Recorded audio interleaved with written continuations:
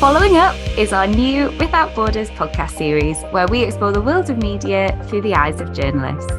Join us as we deep dive into journalists' careers, uncover their daily working lives, the priorities and challenges they're facing, and how they're adapting to today's changing media landscape. Each episode, the media specialists at Tyto are putting journalists in the hot seat and delving into the topics and stories that they really care about and getting the inside scoop on best practice for media relations.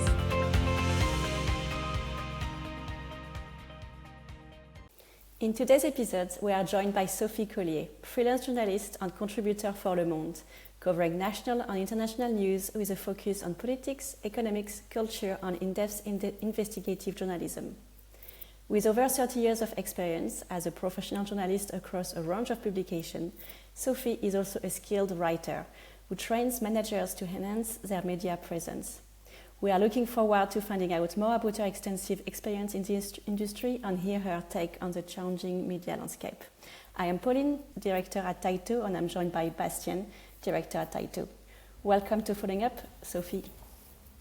Thank you for having me. I'm glad to be here. So perhaps to start with, tell us more about your role as a freelancer in a few words. Being a freelancer has to be a choice if you want to make it a success. I became a freelancer because I began my career as a young journalist specialized in computer science and IT because I had studied both literature and computer science. I called myself a hybrid freelancer.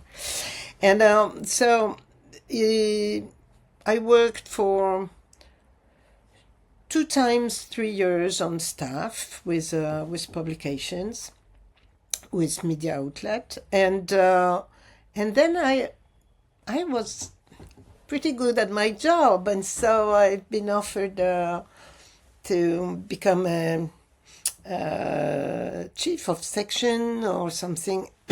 Sorry. To become chief of a section in a magazine very famous at that time, 01 Informatique, the oldest European publication on IT, and I was managing the international section, which was to open the reader's mind to what was about to happen in Europe and in the world about IT, electronic components, telecommunication, and things like that. And they were happy with what I did for 3 years, and they offered me to become chief of a service, of a big team. And I just said, no, my job is to be a journalist, not a chief. I would be a very bad manager, I guess, because I'm very demanding with myself, which makes me very demanding with others and always disappointed. No, that's not true. But so the idea was, no, I don't want to be a chief. I want to do my job, which is journalism. I love it. And that feeds my curiosity, my will of learning new things, of understanding the world. And so I just resigned. And everybody was saying, you're crazy, you're just on the launch of your career. And I said, yes, but which career? This is not the one I chose. I don't want to be chief editor of 01 Informatique one day. This is not my goal. And so I became freelancer. Very, the kind of just coincidences that makes you a friend at Les Echos, which was one of the 2 French economic dailies, say, oh, but you good, you know pretty well the Italian market. Why don't you write me a story about the Italian market? Because nobody knows anything about the Italian IT market. I did a story and I realized that I was doing my job, the one I liked. I was doing it at my pace, at my place. And I said, this is what I want to be. This is what I want to do. And that was a long time ago. And so I think I've been, as I said, I may be the oldest freelancer in France, doing that for, no, too long to say. What a freelancer is we often call them the rescue team of the media, but it's, I think it's, one media can't have journalists covering all the aspects and all the sections and all the rhythm, because if you work for a weekly, you have to follow the news, the breaking news, but you also have to have what we call cold stories, which is report, investigation, dossiers, things like that. And a lot of this is made by freelancers who are able to deal with different time, different pace. So it's really a big part. We are what I call the shadow army. We are in the background. But we support a lot of stories, and being a freelance works in two directions. One is the publication, let's say the newspaper or the media or the website knows what one freelancer is good at, or knows when he or she is able to answer to one specific request.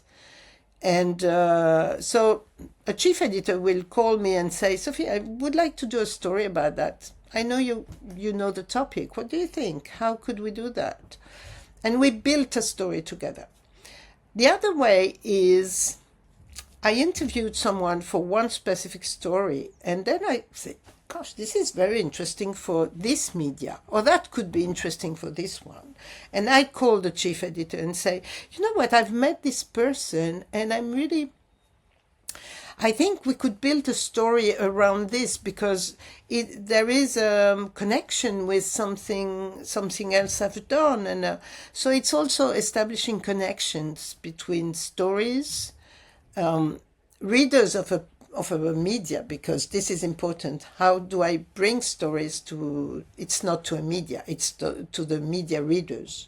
Yeah, that's fascinating. And I love the point around freelancer being a shadow army, and of course knowing the media landscape and budget cuts. I know that this army is growing. So yeah, it's fascinating to understand the great role that freelancers are doing to maintain the level of quality of titles like Le Monde. You mentioned something, Pauline, that in fact the number of freelancers has been enormously increased in the last years because of shrinking of staff shrinked, of merging of publications, of changing, because one publication doesn't have. Let's forget the dailies and the weeklies, which have their own legitimate part of the market. But all the others are when you do a very dedicated magazine, like France is famous for that. I think we have 35,000 different titles in the media. It's enormous. But when something becomes trendy, for instance, years ago when yoga became something, there were plenty of new magazines about yoga. Then it was hiking. I'm amazed by the number of magazines you can buy about slow food, about aircrafts, about train. People are, I don't know why. There are so many. Everybody buys a train or builds small trains, mock-up trains, I don't know. So France is famous for that.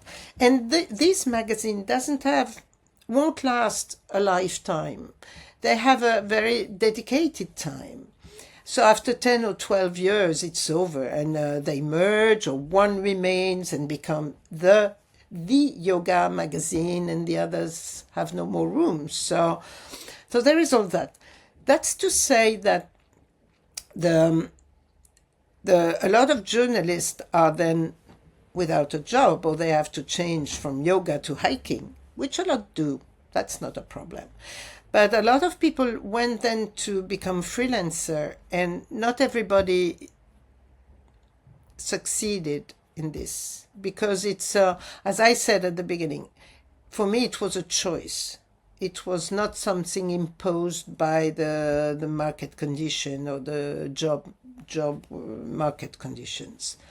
So it's a lot of people tried, and a lot of journalists called me all the time and said, how do you organize yourself? How do you sell your articles? How do you organize your day work? And but a lot of them then, after a few months, go back to be on staff if they can, or change jobs, because in fact the job is getting also more precarious than it was. It's not as in the 80s or 90s, where being a journalist was, I can do anything, and good salaries or a good position, good perspective also of career and things like that. Now it's the landscape has definitely changed a lot. Yeah. And so how do you organize yourself? And perhaps more specifically, how do you know, okay, this is the story, I need to pursue it? Like what's the spark? I think the spark is my own curiosity. When I was a kid, my mother offered me the book like 50 Questions Explained to Kids, or Why. Why was my major, the first word I learned, I think. And so I wanted to understand, I wanted to experience everything. I think that's the basic of a journalist, being curious. And as I said, it's not having a very big culture générale, which French people are so keen into. It's more building a culture générale. It's knowing, I don't know how an engine works. Okay, let me find out. So it's mainly, the spark is mainly when I wake up in the morning and said, gosh, I never understood this. Let's see. And it works pretty well, because, so I make it very general. It's not as general that you can imagine. It's always dedicated to something I'm working on, or... But a very good example of that is I made a story for The Good Life in Antwerp, in Belgium, what we called the Maximal City at that time. So it's an economic and lifestyle portrait of a city. And of course, in Antwerp, I went to the harbor, I went to the chemical industrial hub, I went to the diamond quarter, so I interviewed people in all those areas. And in the diamond quarter, I realized there was something, wow, but these people are living a life I didn't even imagine. They are facing challenges that we didn't know about. So I went to Le Monde after that and said, we should do a story about diamond, because it's there are lab-grown diamonds, but the working conditions in the mine have been slightly improved. And anyway, I built a story around that because I discovered this world that I didn't know about. And Le Monde said, yes, okay, this is the spark. And then the work begins with, okay, so let me find the first contact. And I draw a thread, and then the whole ball of wool comes, and it's and someone gives me a contact and say, oh, you work on that, or you should see this person, or you should read that book or interview. And the other way, the spark comes from the magazine or the publication. Like, do you know anything about that? When a chief editor calls me and said, do you know something about that? I always say, not yet, but I know that I have the feeling that I'm going to know a lot about that very soon. And this is how I built my stories. That's fascinating. And yeah, I'm looking forward to read this article about Diamond. And so, among all of those fascinating stories that you covered, or the number of people you've interviewed, like what would be the biggest or maybe most memorable story that you wrote? No, I think the most memorable, to be honest, is I did I break news worldwide, and but the story is quite old, and the young journalists or the young PR professional don't even know what I'm talking about. But I think I do. I think you told me before, and I'm glad you bring this one up. Thank you. Yes, because it's and you know I'm a senior. Let's be honest. I'm a senior. I've got almost 40 years of journalism. What my job is to find the right information, to bring it to the readers through a media. For this, I need the help of PR professional, because you help me get faster to my point or to my contacts, and or you introduce me to new contacts or new ideas. And so, long time ago, that was it was in 1997, people began to talk about Silicon Valley, venture capital, Menlo Park, Palo Alto, Stanford. At that time, Apple was very trendy. And Jean-Louis Gasset, who had been number 2 at Apple, was a Frenchman living in the Silicon Valley. And the first French startup was introduced on the NASDAQ. It was Elog from INRIA. And so I said, okay, I have to understand something. To make a long story short, friends offered me to be at their home in Palo Alto while they were on holiday abroad. And I said, yes, okay, let me understand Palo Alto. And I moved to Palo Alto for 1 month. I made a lot of interviews. I understood a lot of things. And I had asked before leaving Paris to the PR agency dealing with Oracle at that time, say, oh, there is this guy, this Larry Ellison, he had a bad reputation. The reputation of a bad guy. And in the last days in Palo Alto, I received a call, a message, because I didn't have a mobile phone at that time, not yet. I had a computer with a router with those 56K communication on CompuServe address, dealing all that. That sounds odd, but it was a good organization.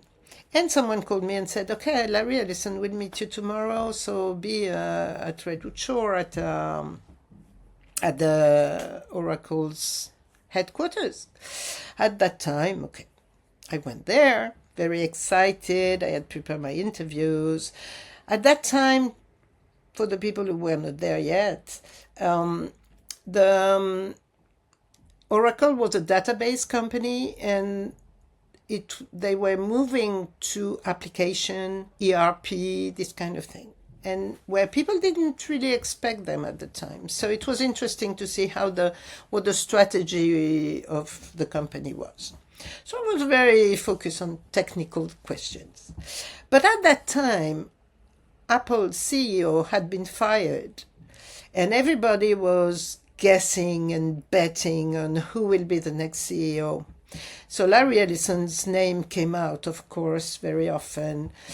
Steve Jobs' name was the first in the bet market.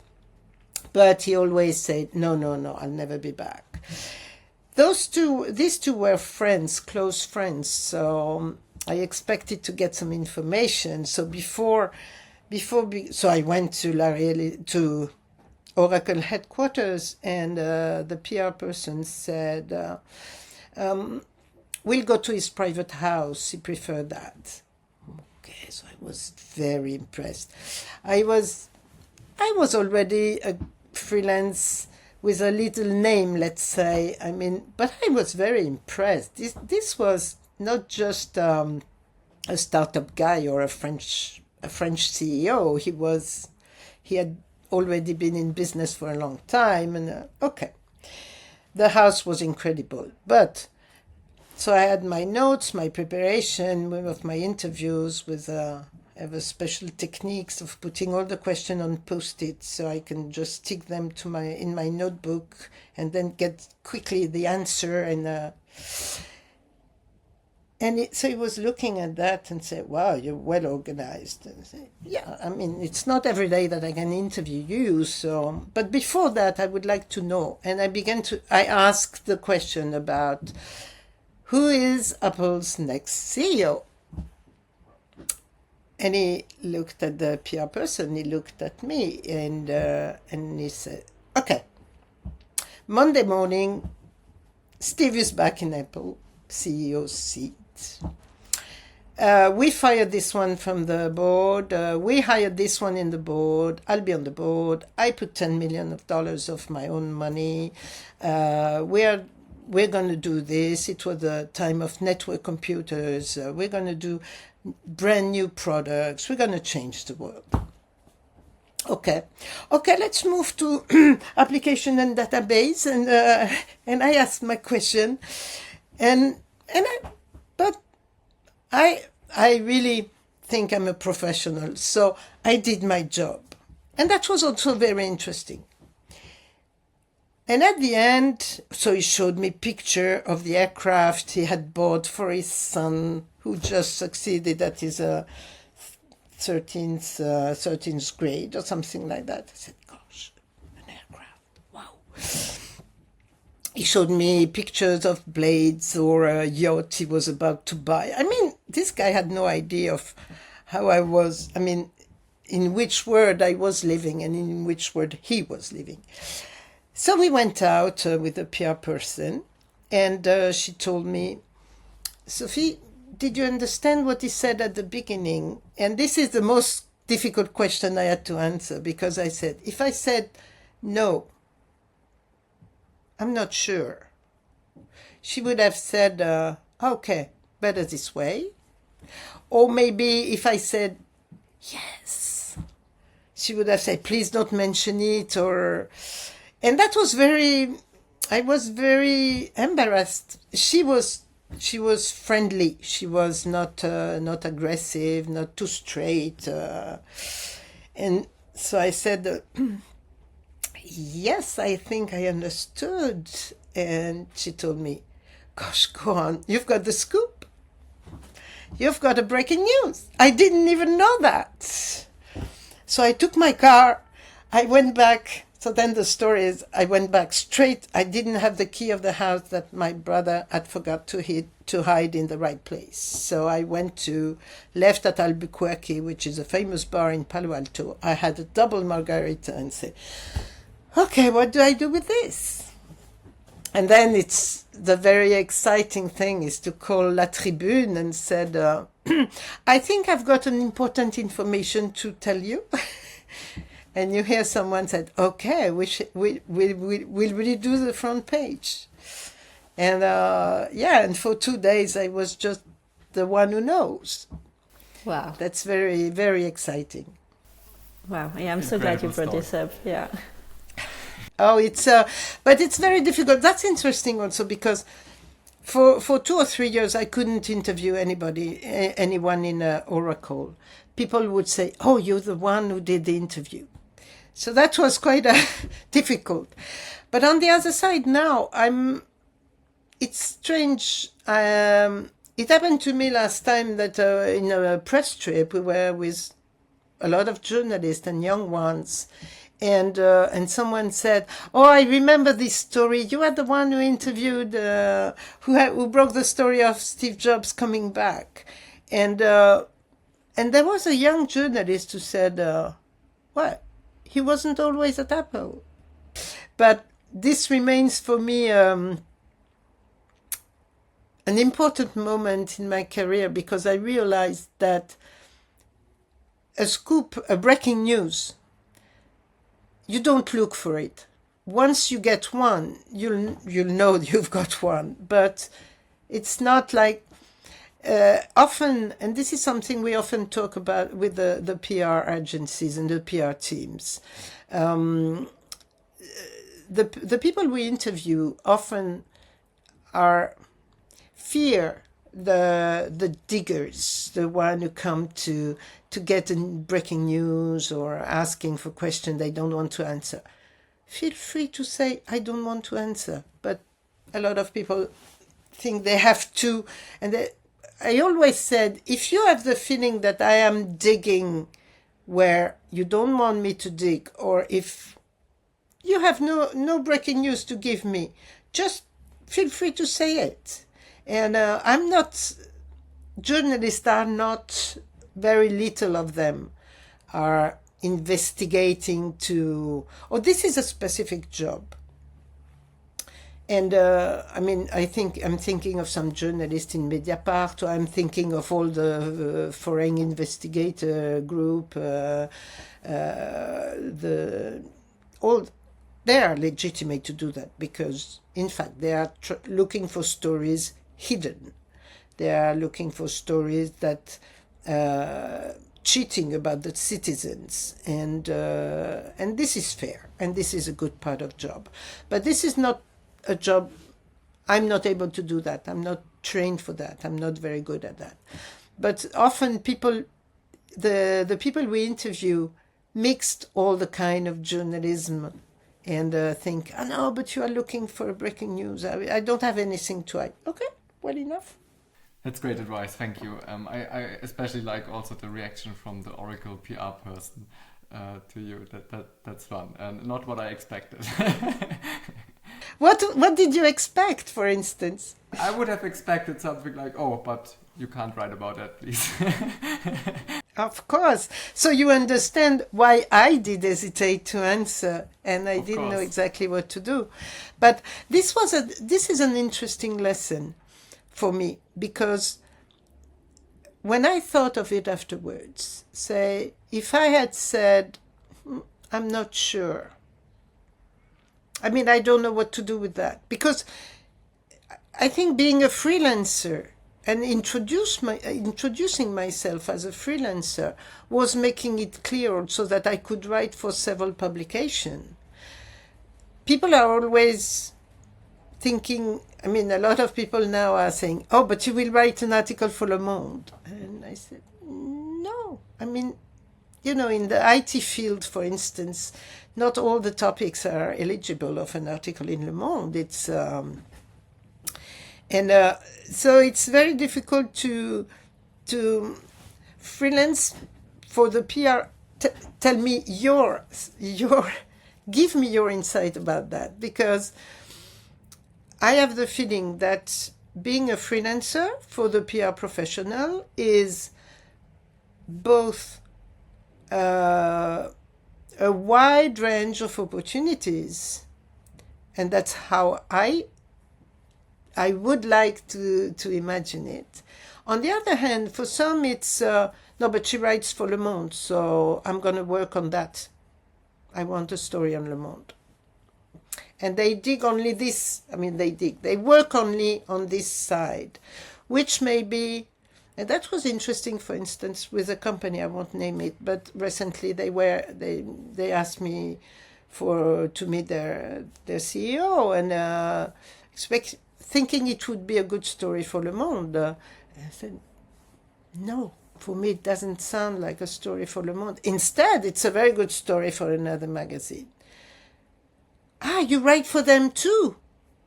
Yes. Ah, okay. So they were not too disappointed, but it's so this is also something I'm very, very I speak a lot about that.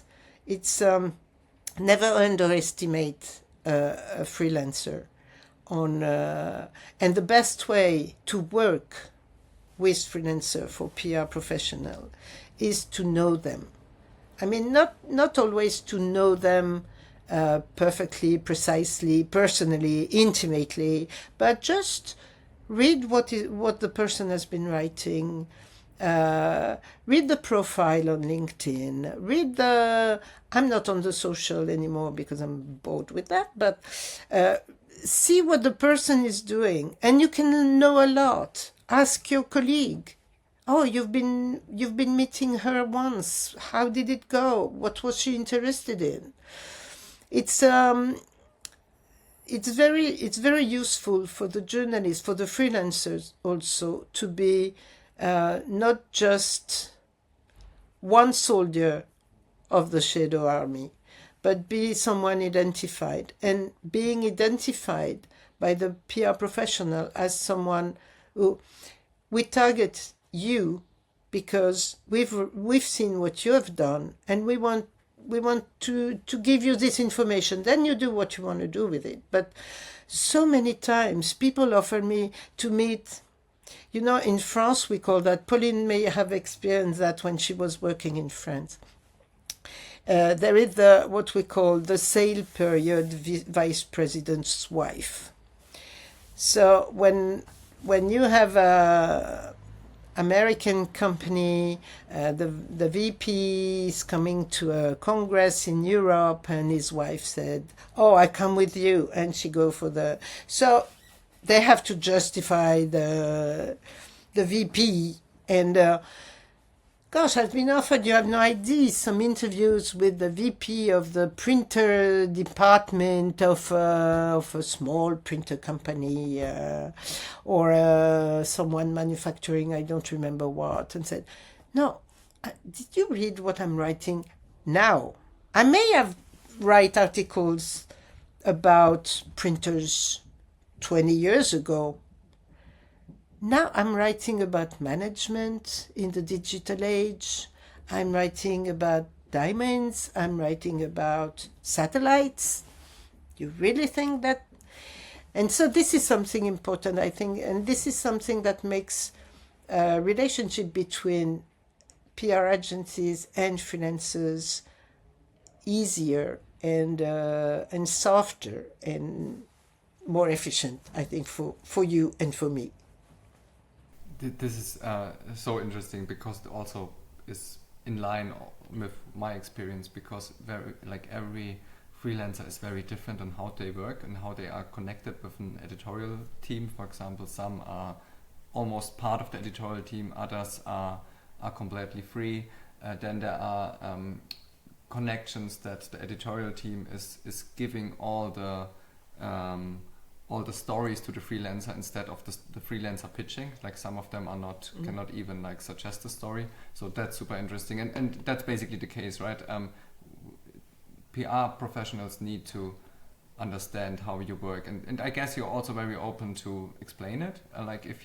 If people reach out to you and ask, I'm curious, what is your best way to work with you? What are the things that interest you? Are you open to share? Because I think that is my experience as well, that many freelancers are more open to explain how they work compared to editors. Of course, that's more clear most of the time. The answer is yes. Yes, I'd like to explain. I said first, let's go back to basics. What is a journalist's job? It's to bring information to readers through a media, via a media. I often said, what you should ask me is not, will it be an article for Le Monde, but do you think the readers of Le Monde would be interested by the story? People forget that the journalist writes for readers. I'm just a connector between an information and a reader who wants to know it. So this is important. The PR professional, the PR team's job is to make this connection easier, to help me find the right information, or to propose me information that I can use. And I often say that you deal with communication. What you are sending me is communication. What I am sending to my readers is information. So my process is to transform this communication into information.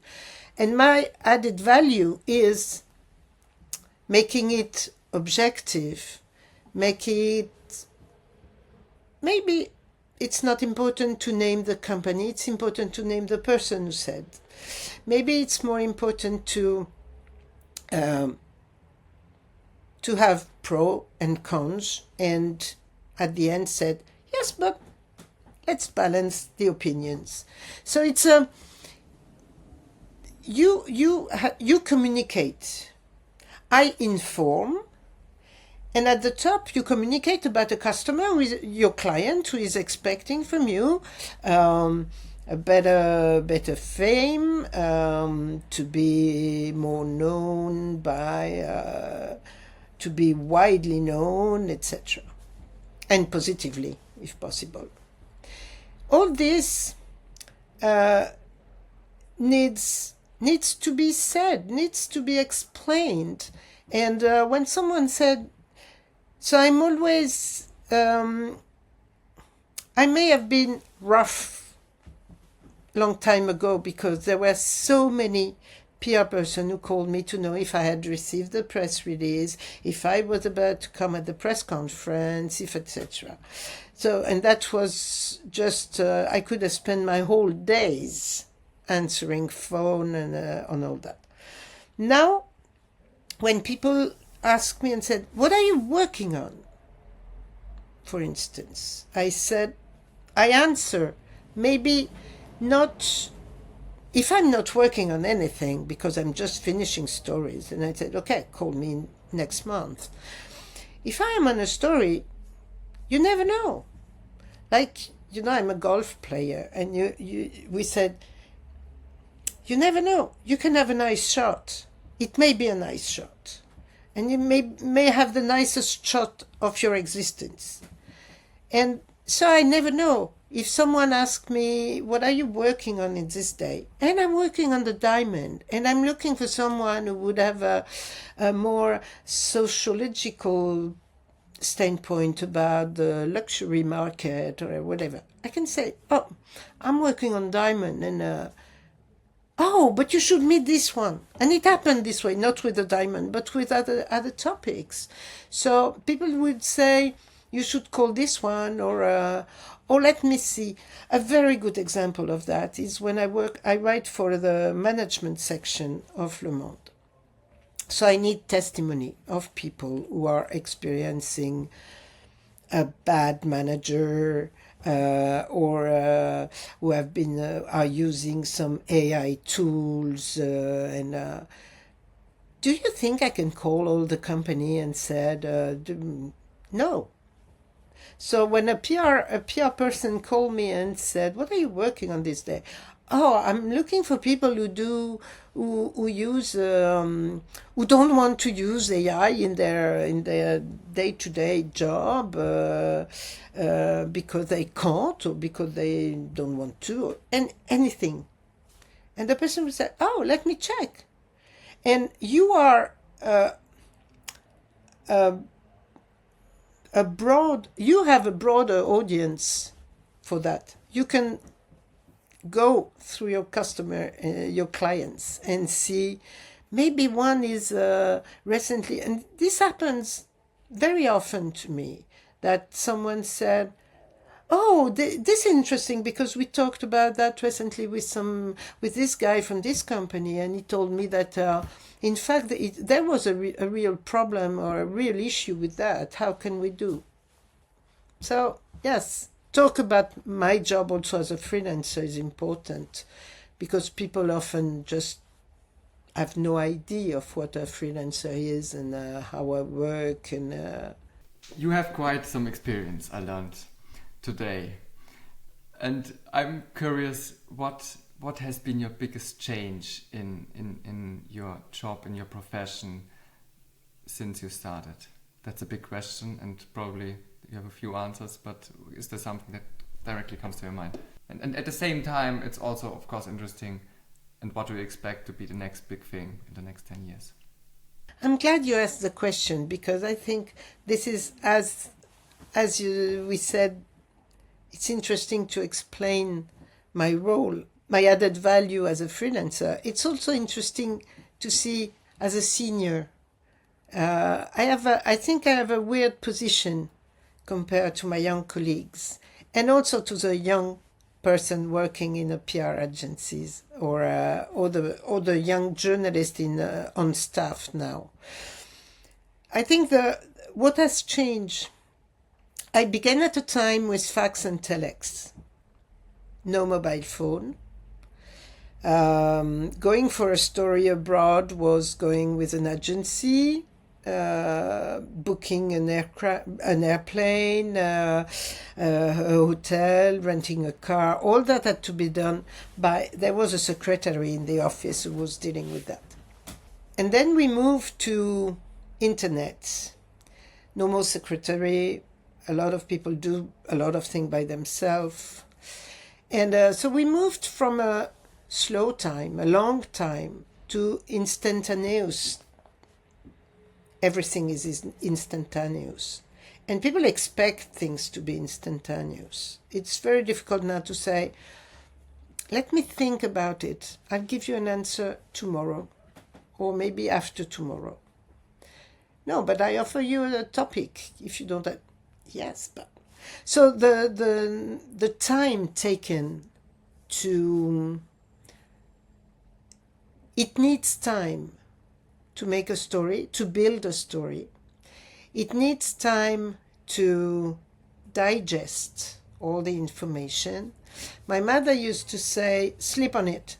We'll talk about that tomorrow. I like that. For years I forgot that sentence. And then I remembered once she told me that and said, yeah, I forgot it. I should use it more. Sleep on it. It's the contrary of what I see now.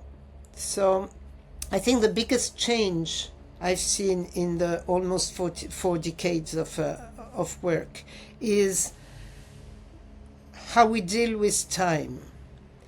And the negative effect of that is, I may add something, until the beginning of the 21st century, we would read the newspaper. When you were on the metro, people would open their paper. That was quite difficult so we had way of folding them not to be disturbed or disturb anyway. So you could see a page and said, okay, no, this is not interesting to me. And you would turn the page and say, oh, this is interesting. It's a long story, but it's interesting, so I will read it. Now people have alerts, alarms, headlines, and often they stick to it. And how many times you can test it at a dinner with friends, say, oh, I've seen that, and you just say the title. Everybody will say, yes, I received the alert, or I've seen it, of course, yeah, that's important. Da, da, da. Ask the question, how many of them have been reading the article? One hand will be more than enough. So this is very disappointing for journalists and for senior journalists, because I'd rather not be read by someone than being badly read. When people said, oh, I've seen your articles, and I said, oh, did you notice the information this guy gave me? No. Oh, so you don't read it to the end? No, I didn't. So this is something also that has changed. So this is connected with the instantaneously, with the shortest time we can spend on. Of course, it's compensated by the number of information, and you can understand that that's why I quit the socials. I'm just on LinkedIn because it's a professional tool, and that's it. But I've quit. I was on Facebook because I was working at La Tribune at that time, the Economic Daily, and they asked me a story when Microsoft invested $150 million in Facebook in 2007. And I said, I can't write an article if I don't know what I'm talking about. So I connected. The first group I joined was the one, again, the how do you say, les cons, the, how do we say? The idiots. The idiots who remained on the left side on the escalator. And that was, so this was Facebook at that time. I joined a few groups, I wrote my article, and after a few years I said, what am I doing on this? It's not anymore. I don't care about people seeing me, knowing that I'm on a holiday or whatever. So, and I quit Instagram and I quit X and Twitter at that time. So it's, people are overwhelmed by those short messages. The best example of this is TikTok. So they don't care anymore. Is it true? Is it fake? Is it real? Is it fact-checked? And so this is something that has changed, and that makes me think a lot about what my job is. That's what I said when I said, let's go back to basic. My job is to inform. I'm proud and I'm glad I write for one of the best dailies in the world today, where there is an ethic code, where when I write big stories, recently on a Sunday afternoon, a guy from the editing service of Le Monde called me and said, that's strange because I found another spelling for the name of this guy, or the title is not the right one. I said, no, the spelling is good, and the title has just changed because he'll be nominated next week. But as the article will be published, I added his new title. Oh, okay, thank you. So this Le Monde, but so many others worldwide, and not only in France, and even in France, some others are working this way. But the readers now, you've noticed that when you look at an article online, under the title you have the time of lecture. It goes from 2 minutes to 14 minutes for a double page of Le Monde. And so often I heard people say, yeah, no, I didn't read the whole story, that was too long. But you read books. Yes, but I can totally relate and like your observation a lot. Isn't it the best thing if you have time to read the full feature, have a cup of coffee, and then make some things make you smile, some things make you wonder, and you can just go back and read a paragraph again because you want to be sure you fully understood it. Yeah, I can fully understand that. That's a shame, and that, yeah. But we have to deal with it, as we have to deal, and this is something I want to talk about also with AI, with generative AI. This is a major shift. When I began as a young journalist, and you can laugh at me, but I'm proud of that. Before that, I was a typist to make a living during my studies. And I was a good typist. So I was it was good to me when I began with a typewriting machine, my first articles. So when it was not good, we had to cut pieces or to retype the article, etc. And then we got word processing and computers. That changed a lot. And I often said, the problem with AI is not just a new enhancement, a new tool enhancement. It's a totally different paradigm. And people don't see it, it's a new paradigm, but in the tool family. So it's a tool we have to learn about, we have to appropriate. But people think, no, it's more than a tool. A generative AI now can write articles, and I guess you've seen them. There are plenty in the publication now, or in the on the websites, and you can spot them because it's so. And I always say to the journalists, don't forget that the generative AI, and you can experience it by yourself I use it to have a summary of Last time someone sent me a McKinsey report of 78 pages. I needed one information in that report. So I asked ChatGPT, please find the information and tell me, and please check with other report if you have some information similar. Yes, good summary. Then I could check the reference in the report, see that the whole sentence was exactly this one, etc. But I'll never ask ChatGPT to do what I like to do. You know, it's the same. I often compare writing articles or journalism to cooking. If you have to feed a family twice a day, maybe a Thermomix is a good option. Maybe you just put the ingredients in the morning, press a button, you live, you do your life, you do your job, you go to school to leave your kids, etc. You come back at night, the dinner is ready, and everybody's on the table. Okay. Or you can decide to, maybe one day a week, to cook, to choose your ingredients, to choose your recipe, to cook it your way, and maybe surprise your guests. It's ChatGPT is a takeaway. You'll get the same food than anybody else. It's not even very good. It's more for me on the burger takeaway side than on a... I pretend to be a chef. I pretend to... Each article is a recipe by itself. I've chosen the ingredients. I've chosen the time of cooking.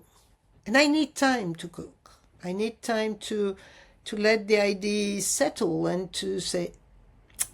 And often I call the chief editor and say, I can't really...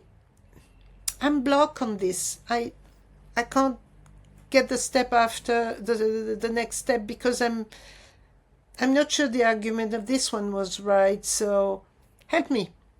And we discussed the thing, and okay, I've got it now. And I continue. While, okay, it's good, use ChatGPT if you want for, the revenue conference, the quarter revenue conference of the company. It's like asking lawyers to find the new jurisprudence of a story, of a special case.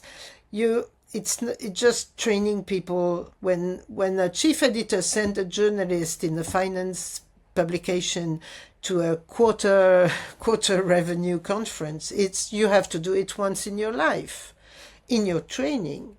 But then you don't do it for all the company you follow or 4 times a year, etc. So this is something that can be done maybe by ChatGPT, and we've seen that there are hallucinations all the same.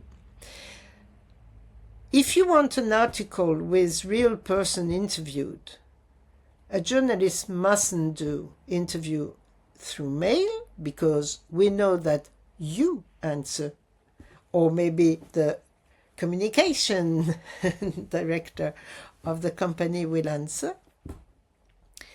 And you don't use ChatGPT to write an article about... So now the different story begin to be said or to be public. Like someone did it about an accident, I guess. It was an accident. So instead of relating the story, this is typical journalist study exercise. The accident, where, what happened to whom, where, at what time, what are the consequences, And ChatGPT had something that had nothing to do with the story. What are we talking about? You don't... And what people forget, and journalists and PR agency forget, is those generative AI are fed and trained on what we have been doing yesterday. This is our stories. This is our articles that are used to feed the AI today. I don't like leftovers.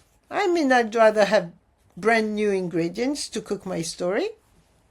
So it's I think this is important too. It's a learning curve. So we're going to reach the point we will say, okay, now we have experienced the different difficulties, the different obstacles. We have been overwhelming some, not the others. Okay, let's be reasonable and use this as a tool.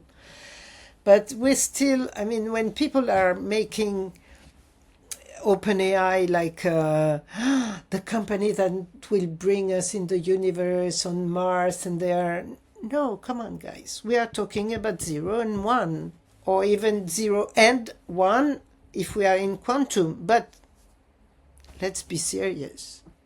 Yeah, definitely a good reminder. Well, thank you so much, Sophie, for giving us an insight into your world. It's been fascinating to learn more about the work of freelancers, the army of the shadow, and their contribution to media.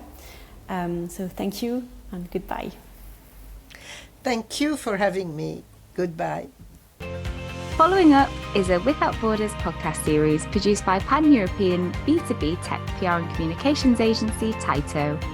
You can find every interview on YouTube and all major podcast platforms. Subscribe now so you never miss an episode.